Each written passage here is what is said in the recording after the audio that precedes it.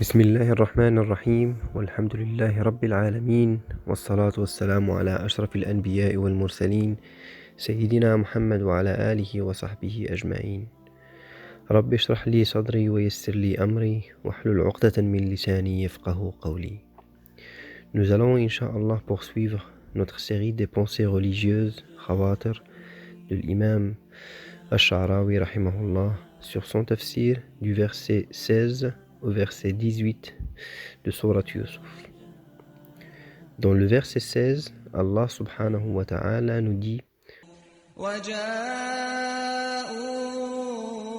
أَبَاهُمْ عِشَاءً يَبْكُونَ. Le Coran dans ce verset raconte le récit entre les frères de Yusuf et leur père Yaqub alayhi salam une fois rentrés à la maison. Ils sont rentrés très tard le soir, ce qu'on déduit du mot Isha'an. D'habitude, les bergers rentrent avec leurs troupeaux avant le coucher du soleil. Mais là, les frères de Yusuf alayhi salam font exprès de rentrer tard, pour les raisons qu'on va aborder tout de suite. Donc, afin de ne pas être trahis par les traits du visage lors d'un mensonge, alors le choix de la nuit est cohérent ici, car la nuit masque les sentiments qui peuvent facilement apparaître sur le visage si c'était en plein jour.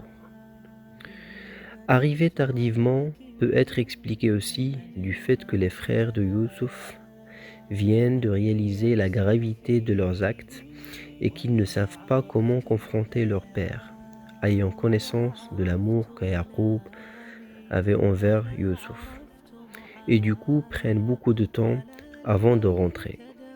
Comme nous avons vu au moment où les frères se complotaient entre eux pour convaincre leur père et que cela a eu beaucoup de débats entre eux sur le sort à donner à Yusuf. Là, c'est de même, on constate qu'il y a eu beaucoup de débats entre les frères sur comment annoncer cela à leur père, ce qui explique leur venue tardive.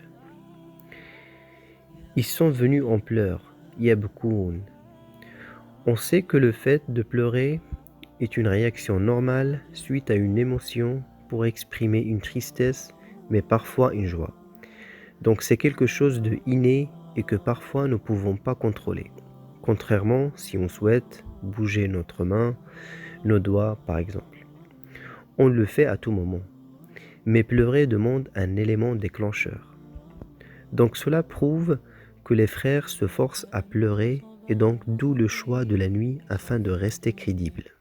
قالوا يا أبانا إنا ذهبنا نستبق وتركنا يوسف عند متاعنا فأكله الذئب وما أنت بمؤمن لنا ولو كنا صادقين.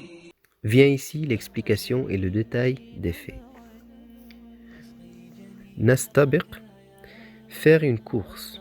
La course ici peut être une course physique, donc courir, ou bien une course statique, mais par rapport à un jeu, comme par exemple le tir à l'arc, donc course dans le sens qui sera premier à atteindre la cible par exemple. وَتَرَكْنَا يُوسُفَ عِنْدَ مَتَاعِنَا. Et nous avons laissé Yusuf auprès de nos effets. On a là la première rupture de contrat entre les frères de Yusuf alayhi salam et leur père.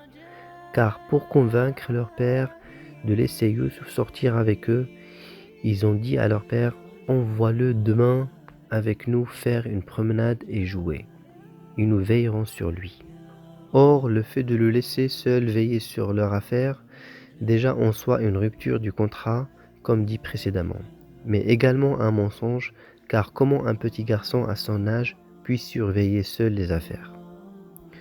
Rupture du contrat, car il a fallu que les frères veillent sur Yusuf, et non pas l'inverse. فَأَكَلَهُ الذِّئْبُ وَمَا أَنْتَ بِمُؤْمِنٍ لَنَا وَلَوْ كُنَّا صَادِقِينَ. Et le loup l'a dévoré. Tu ne nous croiras pas, même si nous disons la vérité. Yaqub alayhi salam ne pourra pas les croire, peut s'expliquer du fait du grand amour que Yaqub a pour son fils Youssouf. Et donc cela arrive quand on aime aveuglement une personne et on a du mal à réaliser ou croire le fait qu'il est mort. Ou bien parce que les frères de Youssouf alayhi salam savent pertinemment que c'est un mensonge, mais sans faire attention, leurs mots les ont trahis. Et donc laissent le doute en disant « tu ne vas pas nous croire ». وَلَوْ كُنَّا صَادِقِينَ. Même si nous disons la vérité. Les frères de Youssouf alayhi salam savent que c'est un mensonge, mais afin de renforcer l'idée, à Yaqub alayhi salam, ils disent même si nous disons la vérité, donc pour le convaincre. وجاءوا على قميصه بدم كذب قال بل سولت لكم أنفسكم أمرا فصبر جميل والله المستعان على ما تصفون. وجاءوا على قميصه بدم كذب. Ils apportèrent sa tunique tachée d'un faux sang. Un faux sang ou sang mensongère, si on veut traduire mot par mot cette partie du verset. Donc le mensonge ici ne revient pas sur le sang lui-même, car le sang ne peut être inventé et aussi sa couleur est bien visible. Mais le sang peut venir d'un humain, d'un animal ou autre chose. Or, le mensonge ici revient sur leurs actes. Car si le loup a vraiment dévoré Youssouf alayhi salam, sa tunique n'allait pas rester intacte sans être déchirée et seulement tachée de sang. C'est pour cela Yaqub alayhi salam a répondu en disant قَالَ بَلْ سَوَّلَتْ لَكُمْ أَنفُسُكُمْ أَمْرًا. Vos âmes plutôt vous ont suggéré quelque chose. C'est-à-dire, cela est un mensonge clair et cet acte a bien été prémédité. Du mot سَوَّلَتْ لَكُمْ أَنفُسُكُمْ. Et du moment où vos âmes vous ont suggéré quelque chose, alors la réaction ou l'attitude qu'un prophète comme Yaqub alayhi salam va adopter dans ce cas et face à cette terrible annonce, c'est فَصَبْرٌ جَمِيلٌ. Il ne me reste plus donc qu'une belle patience. Wallah, ici c'est une vraie leçon à nous tous face aux problèmes de la vie quotidienne et les moments les plus durs à surmonter, comme la perte d'un proche, perte d'emploi, etc. Cette sourate faudra aussi que chacun d'entre nous se l'approprie et la mette en pratique, comme indiqué au début de la sourate. لقد كان في يوسف وإخوته آيات للسائلين. Donc le refuge face à ce drame, c'est une belle patience. Sabrun jamil. Il y a deux types de patience.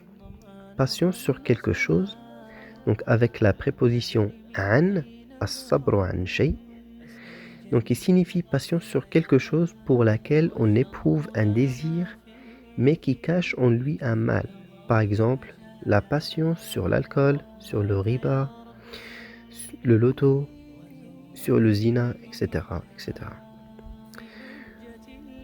Le deuxième type, c'est patience sur quelque chose avec la préposition ala, as-sabru ala shay'in. C'est-à-dire patience sur quelque chose qui nous fait mal, mais sans la désirer au préalable. Donc ici, l'expression est venue avec ala ma tasifun, sabrun jamilun ala ma tasifun. Belle patience, alors certains peuvent s'interroger.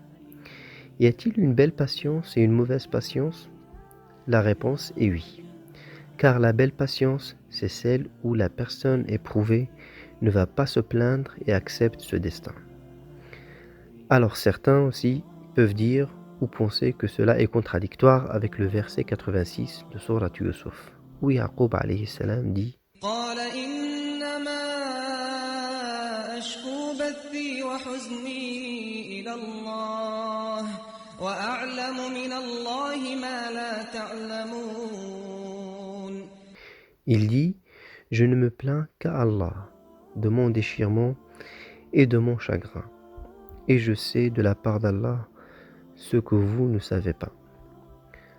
Alors on dira à ces gens qui pensent qu'il y a contradiction qui n'ont malheureusement pas compris le sens du verset coranique. Ici, Yaqub alayhi salam ne se plaint pas aux gens, mais ne se plaint qu'à Allah de son déchirement et de son chagrin. Et c'est là toute la différence. Wallahu al-musta'an, c'est Allah qu'il faut appeler au secours. Comme toute belle patience sur un drame ou destin triste n'est pas évident à vivre, alors l'humain a besoin d'avoir recours à Allah subhanahu wa ta'ala. Ala ma tasifoun, contre ce que vous racontez. La traduction la plus pertinente ici, c'est plutôt sur ce que vous décrivez. Car pour Yaqub alayhi salam, c'est évident, les grands frères lui cachent la vérité. Le mot tasifoun vient ici pour prouver que même les paroles ou récits des frères de Yusuf alayhi salam sont contradictoires avec leur description des faits. Donc les paroles ou récits ici ne sont pas véridiques et donc restent qu'une simple description. On trouve ce mot également dans plusieurs versets du Coran où Allah subhanahu wa ta'ala dit Subhanallah amma yasifoun. Gloire à lui, il transcende tout ce qu'il lui attribue.